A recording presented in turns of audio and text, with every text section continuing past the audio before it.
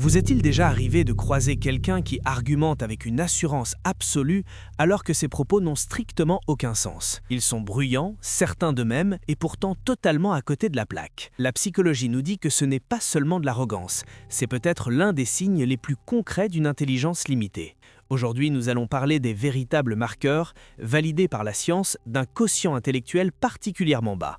Voyons si vous reconnaissez ces schémas. Bienvenue sur Psypop. L'excès de confiance sans aucune base est un premier signal d'alerte. Les psychologues appellent cela l'effet Dunning-Kruger. C'est ce paradoxe où les personnes ayant des capacités limitées surestiment systématiquement leurs propres compétences. Elles n'en savent tout simplement pas assez pour réaliser l'étendue de leur ignorance.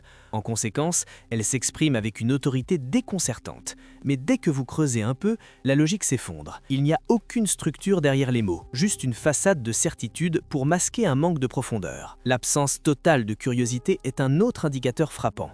L'un des marqueurs les plus fiables de l'intelligence est le désir d'apprendre.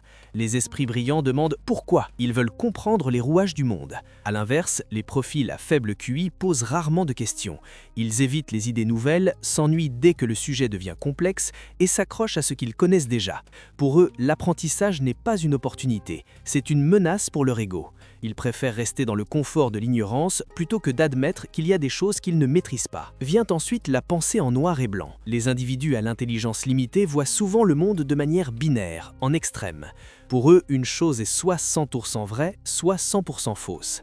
En psychologie, on appelle cela la rigidité cognitive. C'est l'incapacité à penser de façon flexible. Ces personnes ont énormément de mal à gérer la complexité, les nuances ou les points de vue multiples. Si une situation ne rentre pas dans une case simple, leur cerveau rejette l'information. Cette simplification outrancière du monde est un mécanisme de défense contre une réalité qu'ils ne peuvent pas traiter. Un faible contrôle émotionnel est également révélateur. Les études montrent qu'un faible QI est souvent corrélé à une faible intelligence émotionnelle.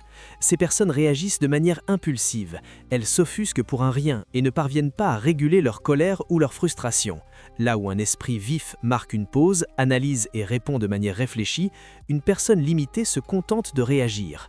Pour elle, l'émotion prend immédiatement le pas sur la réflexion, car la régulation émotionnelle demande un effort cognitif qu'elle n'est pas capable de fournir. Le blâme constant des autres est une autre caractéristique majeure. La psychologie lie souvent l'intelligence limitée à ce qu'on appelle un locus de contrôle externe. Cela signifie que ces individus sont convaincus que la vie leur arrive et qu'ils n'en sont pas les acteurs. Ils rejettent systématiquement la faute sur la chance, sur les autres ou sur la société pour expliquer leurs échecs, au lieu de prendre leurs responsabilités ou de chercher des solutions. Pour eux, se remettre en question est trop coûteux intellectuellement. Il est bien plus simple de désigner un coupable extérieur. Enfin, il y a l'incapacité à supporter une opinion divergente. Pour une personne à intelligence limitée, un désaccord est perçu comme un manque de respect personnel. Quand quelqu'un remet en question leurs idées, ils le prennent comme une attaque frontale plutôt que pour un échange logique. Pourquoi?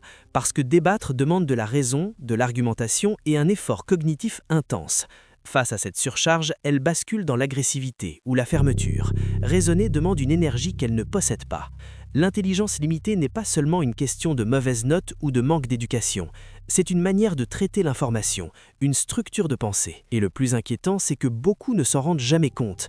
Car moins on est intelligent, moins on est capable de percevoir ses propres lacunes. C'est le piège ultime de l'esprit. Si vous voulez continuer à décoder la psychologie cachée derrière les comportements humains et découvrir les vérités que la plupart ignorent, abonnez-vous maintenant. Le fait même que vous regardiez cette vidéo jusqu'au bout prouve déjà que vous faites partie de ceux qui cherchent à comprendre. Prenez soin de votre esprit.